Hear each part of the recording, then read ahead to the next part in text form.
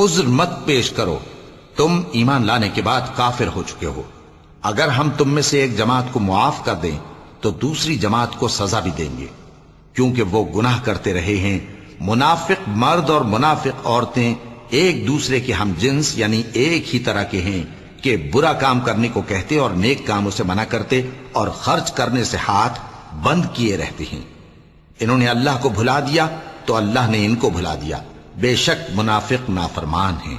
اللہ نے منافق مردوں اور منافق عورتوں اور کافروں سے آتش جہنم کا وعدہ کیا ہے، جس میں وہ ہمیشہ جلتے رہیں گے، وہی ان کو کافی ہے، اور اللہ نے ان پر لعنت کر دی ہے اور ان کے لیے ہمیشہ کا عذاب تیار ہے۔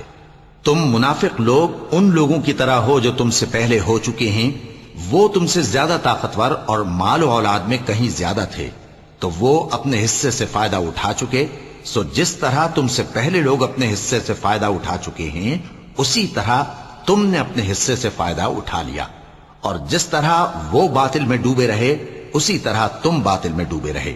یہ وہ لوگ ہیں جن کے اعمال دنیا اور آخرت میں ضائع ہو گئے، اور یہی نقصان اٹھانے والے ہیں۔ کیا ان کو ان لوگوں کے حالات کی خبر نہیں پہنچی جو ان سے پہلے تھے، یعنی نوح اور عاد اور سمود کی قوم اور ابراہیم کی قوم اور مدین والے اور الٹی ہوئی بستیوں والے؟